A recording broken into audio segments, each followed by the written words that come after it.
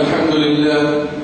إن الحمد لله نحمده تعالى ونستهديه ونستغفره ونتوب إليه ونعوذ بالله من شرور أنفسنا وسيئات أعمالنا. من يهد الله فهو المهتد ومن يضلل فلا هادي له، وأشهد أن لا إله إلا الله وحده لا شريك له، وأشهد أن محمدا عبده ورسوله صلى الله عليه وعلى آله وصحبه وسلم تسليما كثيرا. أما بعد، طبتم أيها الأحبة وطاب سعيكم وممشاكم وتبوأتم جميعا من الجنة منزلا. والله أسأل الذي جمعنا في هذا البيت على طاعته أن يجمعنا غدا في جناته إخوانا على سرر متقابلين، إنه ولي ذلك والقادر عليه. ولا تفسدوا في الأرض بعد إصلاحها، ولا تفسدوا في الأرض بعد إصلاحها هو عنوان خطبتنا لهذا اليوم الطيب المبارك.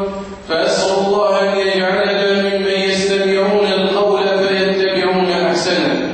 عباد الله، يقول المولى عز وجل في كتابه الكريم: ظهر الفساد في البر والبحر بما كسبت أيدي الناس ليذيقهم بعض الذي عملوا لعلهم يرجعون. هذه الآية العظيمة وغيرها مما يقارب 50 آية في كتاب الله تعالى كلها تحذر من الفساد بجميع صوره وأشكاله وأنواعه، وأخبر جل وعلا أنه لا يحب الفساد ولا يحب أهله. قال تعالى: والله لا يحب الفساد. وقال جل شأنه: والله لا يحب المفسدين. وحذر جل وعلا من الإفساد في الأرض بعد إصلاحها. قال تعالى: ولا تعثوا في الأرض مفسدين. وقال جل شأنه: ولا تفسدوا في الأرض بعد إصلاحها. ودعا الله جل وعلا عباده إلى الاتعاظ والاعتبار بأحوال الأمم السالفة وما أحل الله بهم من عواقب وخيمة ونهايات أليمة. قال تعالى: فانظر كيف كان عاقبة المفسدين. وقال تعالى: وانظروا كيف كان عاقبة المفسدين. والقصد بالنظر هنا ليس نظر البصر فقط، وإنما هو نظر الاعتبار. فقصص القرآن جاء ليعتبر أهل الإيمان بمن كان قبلهم، ليس مجرد قصص وخرافات وأساطير تقرأ وتسمع، لا، إنما هو هدي وعبرة لمن كان له قلب أو ألقى السمع وهو شهيد.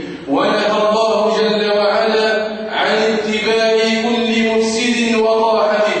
قال تعالى: ولا تتبع سبيل المفسدين.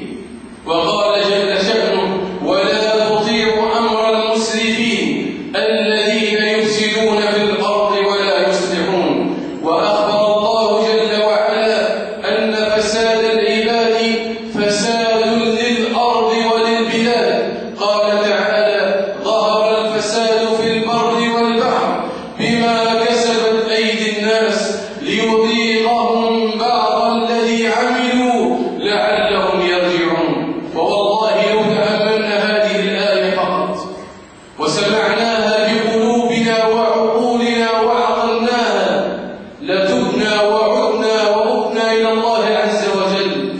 ظهر الفساد في البر والبحر. ما السبب؟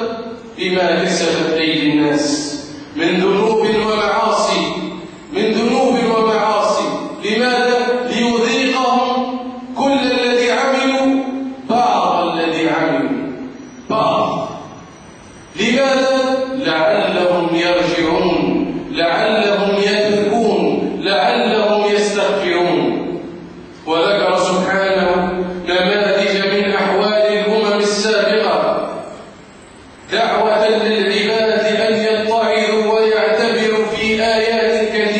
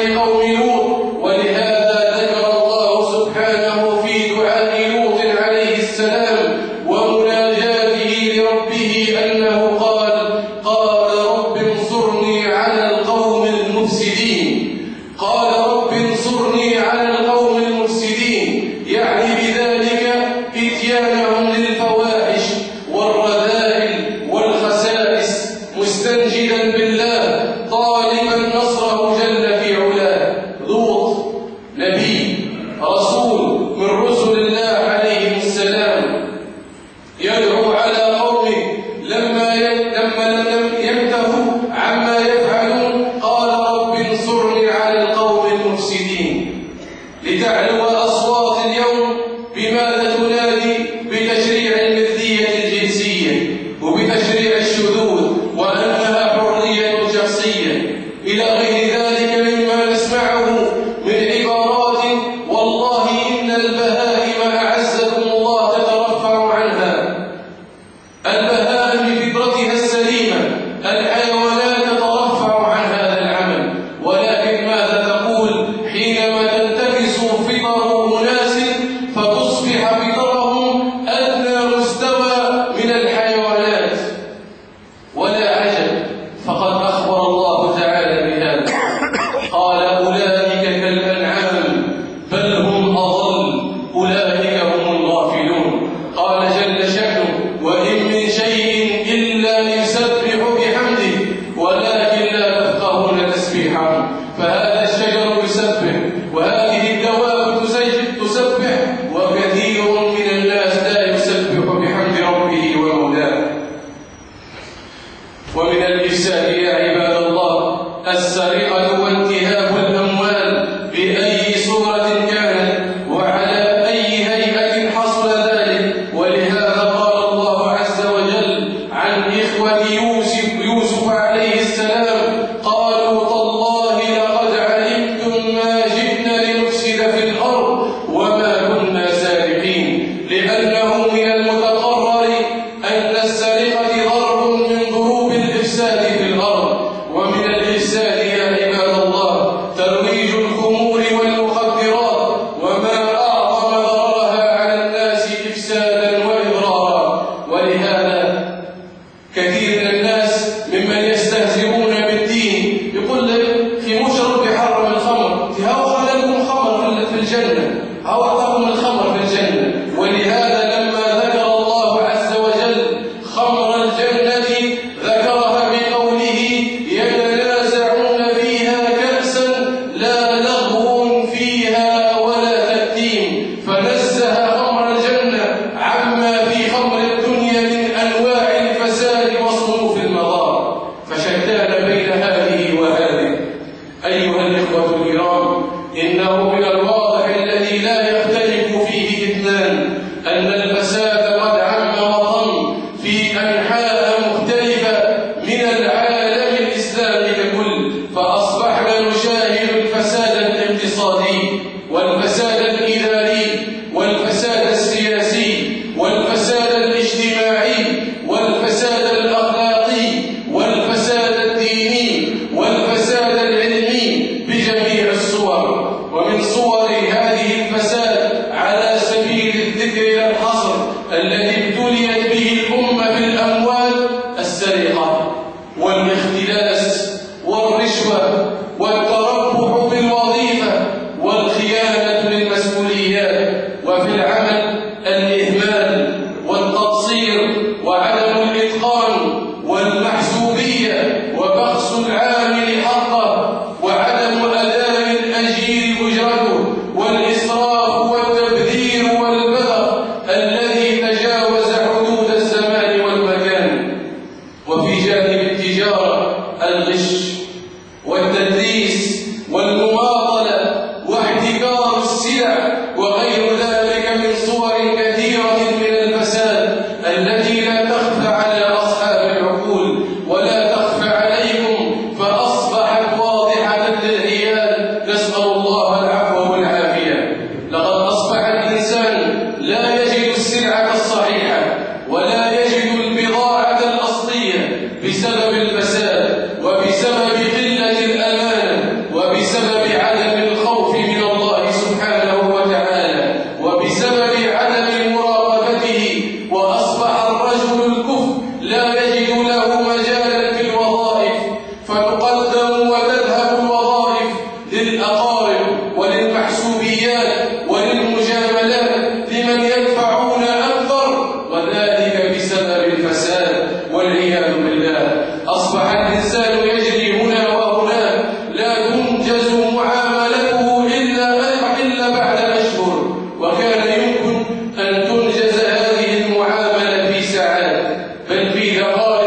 بسبب قلة الأمانة، بسبب أنه لم يدفع، بسبب أنه لم يقدم الرشوة والعياذ بالله. فساد عظيم، نسأل الله أن لا يؤاخذنا بما يفعله السفهاء منا. أيها المؤمنون، ومن عجيب أمر المفسدين في كل زمان وأوان أن الواحد منهم إذا نهي عن الإفساد وحذر من ذلك زعم أنه مصلح وليس مفسد. قال تعالى: وإذا قيل لهم لا تفسدوا في الأرض قالوا إنما نحن مصلحون ألا إنهم هم المفسدون ولكن لا يشعرون. وأعجب من ذلك أن بعض المفسدين قد يعطي الأيمان المغلظة ويشهد الله على قلبه أنه من المصلحين لا من المفسدين. قال تعالى: ومن الناس من يعجبك قوله في الحياة الدنيا ويشهد الله على ما في قلبه وهو ألد الخصام وإذا تولى سعى في الأرض ليفسد فيها ويهلك الحرث والنسل والله لا يحب الفساد. وأعجب من ذلك أن بعض عتاة المفسدين يرمون أهل الصلاح والإصلاح بأنهم هم المفسدون. واقرأ في ذلك وتعجب مما ذكره الله سبحانه عن فرعون إمام المفسدين، فرعون الذي طغى وتجبر، فرعون الذي قال أنا ربكم الأعلى، الذي قال ما أريكم إلا ما أرى، الذي قال ما علمت لكم من إله غيري، عدا وأفسد وأسرف في الفساد، وإذا به ينعت ويضرب إمام المصلحين موسى بالفساد. قال تعالى على لسان فرعون: إني أخاف أن يبدل دينكم أو أن يظهر في الأرض الفساد. أصبح موسى سيظهر الفساد وسيبدل دين الآباء والأجداد. ويا سبحان الله، ما أقرب الأمس باليوم وإنها سنن الله في الكون. ما أقرب، أصبح اليوم الدعاة والأئمة والخطباء والعلماء حينما يتصدرون ويتصدون إلى مظاهر الفساد ينعتون بالفساد والإفساد. هذا ما جابنا دين جديد، هذا ما كل شيء حرموا فيه، هذا ما كذا، هذا كذا، فأصبح الحق باطلا والباطل حقا. أيها الإخوة الكرام، إن من أسباب الفساد الذي عم في مجتمعات المسلمين ضعف الوازع الديني وعدم مراقبة المولى عز وجل وعدم استشعار أن الله يرى العبد، وأننا لم نصل إلى مرتبة الإحسان الذي هو أعلى مراتب الدين، أن يعبد المسلم ربه كأنه يراه. السبب من أعظم الأسباب ضعف الوازع الديني. وإلا إذا رأيت الموظفين يدخلون بعد ساعات العمل، كل قدير وقدره، اللي يجي بعد ربع ساعة، واللي يجي بعد 4 دقائق، واللي يجي بعد نصف ساعة، واللي يجي كذا، وما عندوش ضغط، يجي في عقل رزق البليك ويخدم مع الحال، رزق البليك يخدم في بلدية ويخدم في بوصلة ويخدم في قاضة ويخدم في كذا، رزق البليك استنى وما يجي. ولكن حينما قاموا عليهم بحملة اسكن شدة الاثنين، فأين الله؟ أين الله الذي يراك كل يوم؟ أين الله الذي ستقف لتحاسب على هذا التأخير كل يوم؟ أين الله الذي سيسألك عن مالك من أين كسبته وفيما أنفقته؟ فأين الله؟ أين الله يا عباد الله؟ لو راقبنا الله لما كان هذا حاله. يكفي مراقبة للعباد مع أنها منفصل. وإذا ربيت ابنك ربيه على مراقبة الله، فشتان بين أن تقول لابنك هذا حرام وشتان أن تقول له هذا عيب. فالفرق بينهما أنك إذا قلت له حرام سيستشعر مراقبة الله، أما إذا قلت له عيب سيستشعر مراقبة الناس. فإذا خلا بنفسه تجرأ على الله وعصاه، تجرأ على الله وعصاه. فأول أسباب ضعف الوازن الديني. أيضا من الأسباب ضعف الدور التربوي للأسرة، فكثير من الأسر تركت الحبل على الغالب للأبناء والبنات، فلم يتربوا على مراقبة الله تعالى ولم يقوموا بدورهم ومسؤوليتهم. استقالة إن شئنا، استقالة للآباء والأمهات في تربية الأولاد. وقد يبدو العنوان غريب، فما واحد يستقيل على تربية؟ نعم، حال كثير من الآباء اليوم والأمهات وكأنهم استقالوا من تربية أبنائهم وبناتهم. وأنا شكونهم اللي في الشارع، مولداتنا وبنياتنا جايين من كوكب آخر. الطفلة المتعرية اللي في الشارع بنت شكون؟ ما يبناتها. والولاد اللي يفسدوا ولاد شكون؟ ما أولادها. فأين الآباء؟ أين الأمهات؟ أين الآباء من ابن عمره 14 سنة لما أصبح بزر في الشارع طاعة الحمر؟ وين الأب؟ وين الأم؟ أين الأب والأم من خروج ببناتهم عاليات ولا نبالغ في هذا، فالأمر لا يحتاج إلى التفصيل، فكلنا نراه اليوم أمرا مشاهدا العيان. أين الأب وأين الأم؟ ودوا في أمرك لما ترى الأب يتباهى بهذه البنت في العرس. شو بنتي تبارك الله عليها. قال عليه الصلاة والسلام: لعن الله الديوث، واللعن هو الطرد من رحمة الله. قيل: ومن الديوث يا رسول الله؟ قال: الذي يقر أهل بيته على الخبث، يرى الزوجة ويرى البنت وهو مش نهاية، هو لا يحرك ساكنا، بل تلقاه في كثير الأحيان يتباهى: هذه زوجتي، شكون عنده كيفها، وهذه بنتي. لأن الرجولة ماتت والنخوة ماتت. لا نقول الدين فقط، حتى من العرب ما صرنا شيء. يا ريت جينا عنا العروبة، حتى من أخلاق العرب ما عادش عنا منها شيء. فالصخلة لا فرنسيس ولا العرب، لا إلى هؤلاء ولا إلى هؤلاء. أصبحنا كالجنين المشوه، نتابع فرنسا في اللي نحب وفي ما نحب، وما نتابعوش فرنسا في اللي ما يساعدناش. نتابعوا العربي في اللي نحب وما نتابعوش العربي في اللي ما نحبوش. فأصبحنا كالجنين المشوه.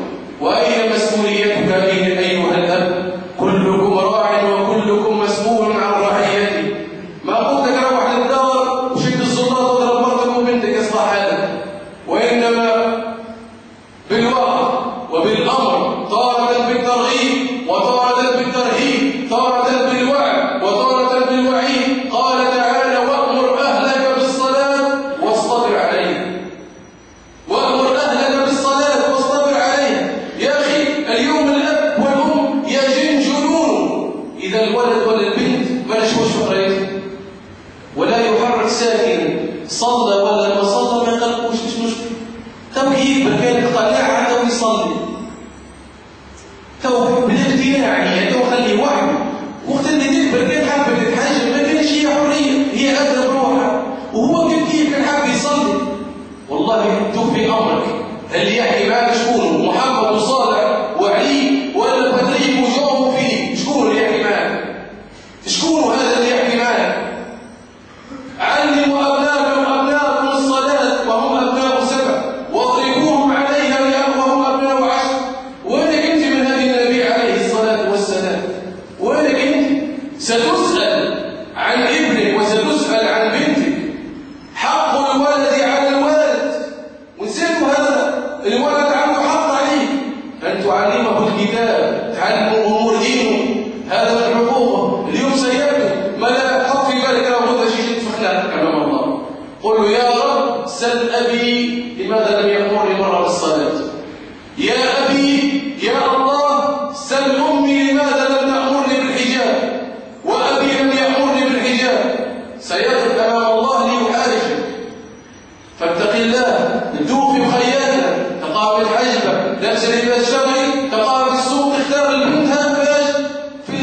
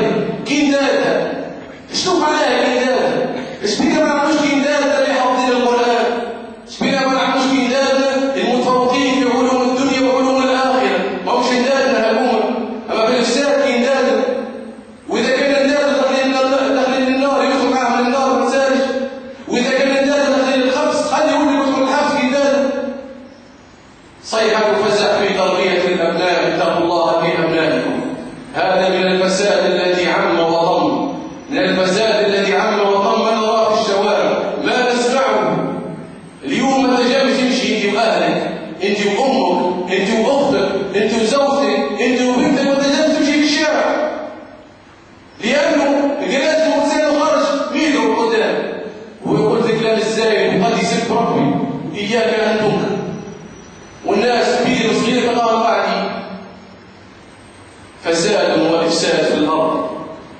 فساد وإفساد في الأرض. أيضا من الأسباب يا عباد الله عدم ترشيد وسائل الإعلام، فكثير من القنوات ووسائل الإعلام ليس في بلادنا فقط بل في بلاد المسلمين لم تقم بدورها في التوجيه والتربية، بل تهدم القيم والمبادئ وتنشر الرذيلة والعري والتبرج، فإلى الله المشتكى. اليوم أصبح القدوة لعادهن في المسلسلات وفي البرامج شكون؟ السارق، الزاني، اللي يشرب المخدرات، هذا قدوة، يصوروه على أنه قدوة ويكسب تعاطف الناس، وهذه وسائل إماتة الغيرة. إماتة الغيرة لما تتعاطف مع سارق ومع زاني في مسلسل. أنت لما يصور لك في مسلسل للمرأة المسلمة إنه إذا تزوج على زوجة ثانية أو ثالثة تقوم الدنيا ولا تقعد، وأنه خانها وكذا وكذا. أما إذا زنى فلا بأس، مش مشكلة، يزنى عليا ما يخش مرة أخرى. الحرام باهي والإحلال لا، وأمثلة ذلك كثيرة. باشا هذا فساد وإفساد في الأرض، فساد إعلامي، فساد على مستوى الأسرة كانت سببا في الإفساد، ضعف الوازع الديني، أسباب أيضا اقتصادية من البطالة وعدم الأمانة وعدم الإخلاص وعدم أداء الأجير أجرته، مما يؤدي به إلى الاختلاس والتزوير وغير ذلك من الصور المحرمة. انتشار الظلم والكذب والخيانة بين الناس والتهالك على الأموال والحرص على الدنيا، كل ذلك من أسباب تفشي الفساد. أسأل الله أن يجيرنا من الفساد ومن المفسدين. أقول ما تسمعون واستغفر الله لي ولكم ولوالدي ولوالديكم من كل ذنب فاستغفروه إنه هو الغفور الرحيم، ولا حول ولا قوة إلا بالله العلي العظيم.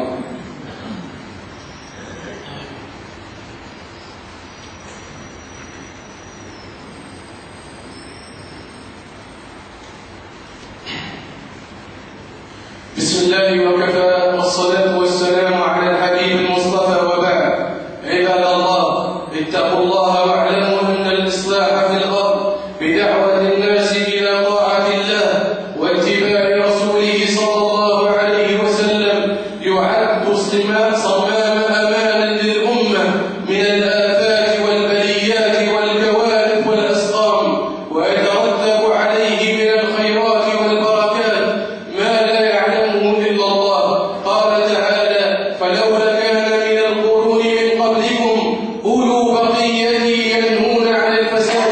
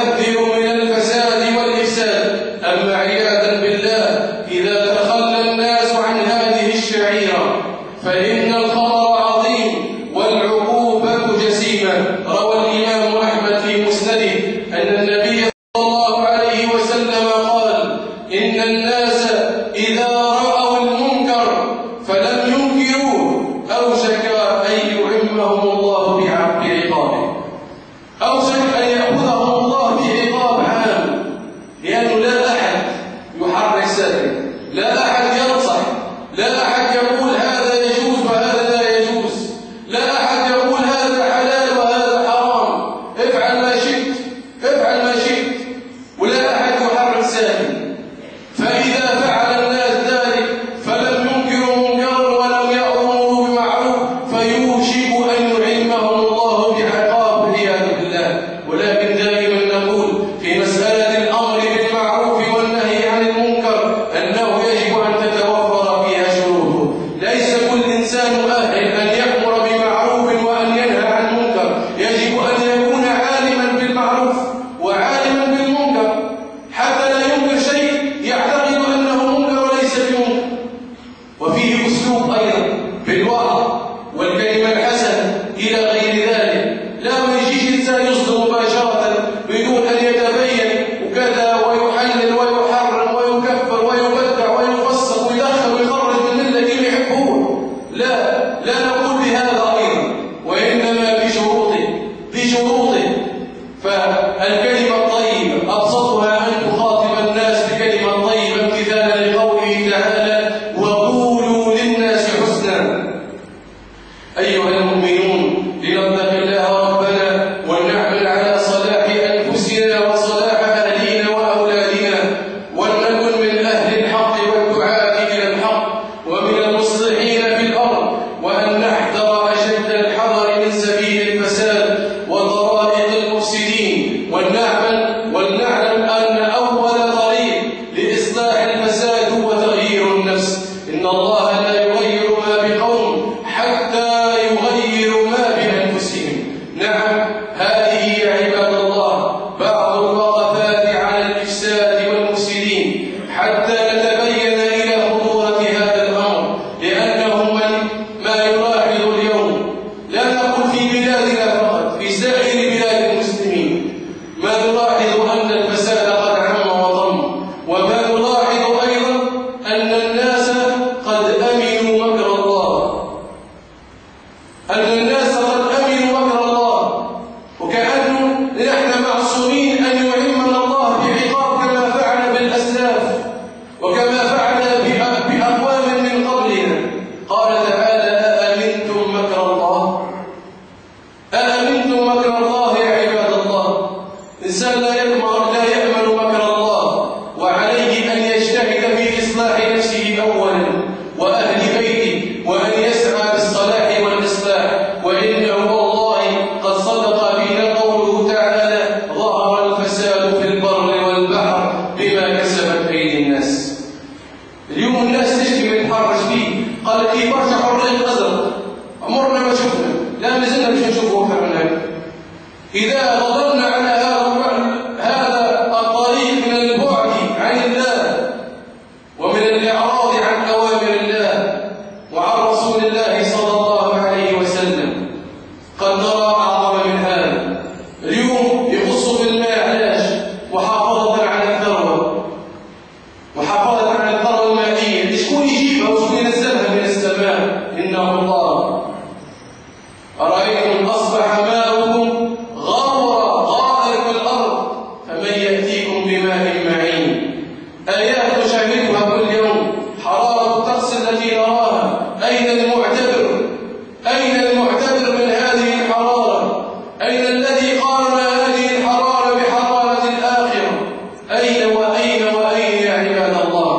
فاتقوا الله يا عباد الله، وأصلحوا ذات بينكم، وأصلحوا أنفسكم، واسعوا في صلاح أنفسكم أولا وفي أهل بيتكم، فالله في أنفسكم والله في أهل بيتكم يا عباد الله. واعلموا أنكم كلكم راع